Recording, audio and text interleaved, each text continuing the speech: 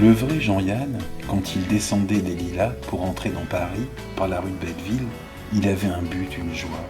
Il s'arrêtait dans des pianos-bars et il jouait, il faisait un cachet. Ses parents l'aidaient pas.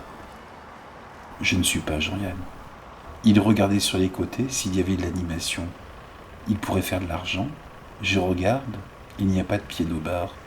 Il n'y a plus de cabaret et autres élasticité qui permettent à un limonadier de faire jouer un musicien dans son bastringue. Je ne suis pas Jean-Yann. Je n'ai pas eu l'audace d'apprendre le piano. Il était allé vers le journalisme.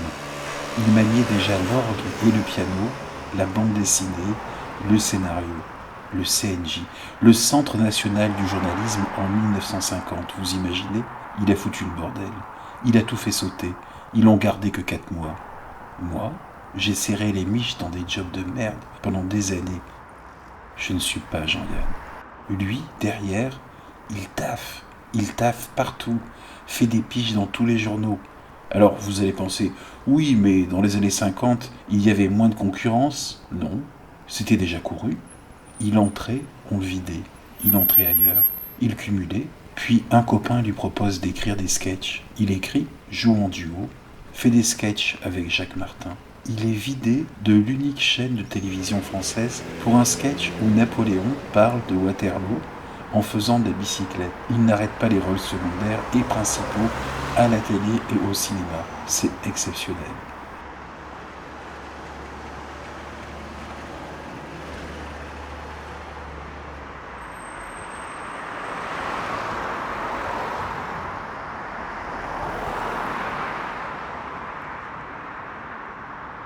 Avant de rencontrer Piala, il a déjà beaucoup tourné. Nous ne vieillirons pas ensemble et de l'orfèvrerie, tellement l'aveuglement, le déséquilibre possible dans un couple, l'écrasement dans un couple est décrit, l'impossible empathie du mal sans cœur, l'insensible. Il en voulait à Piala, il n'est pas allé chercher son prix. Des gens huaient dans la salle. Il craignait qu'on habitue le public à ce personnage égoïste. Mais il était entré dans l'histoire. Les coureurs sont bouche bée devant ce film. Je ne suis pas coureur. Je ne suis pas Jean-Yann.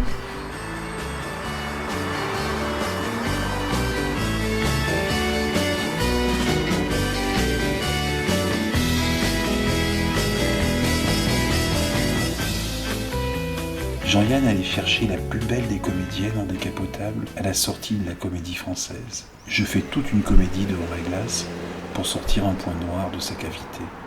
Il s'est fait virer de RTL, tu parles. Moi j'ai fait un CDD à France 3, région, et j'étais gentil. Il a ce petit sourire du gars qui joue un rôle et qui sait qu'en même temps, il est filmé.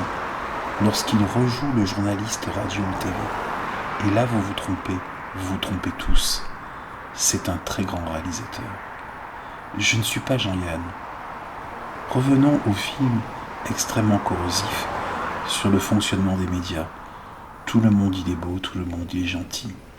C'est drôle, cynique, osé.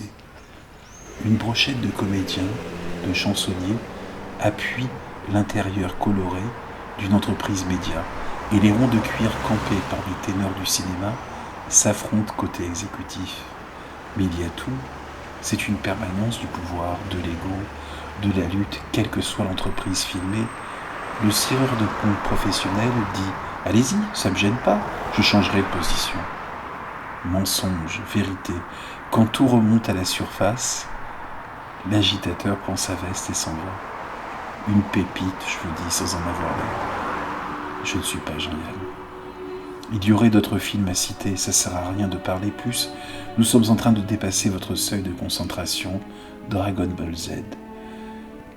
En court-métrage, j'ai personnellement réussi une coloscopie, un court-métrage.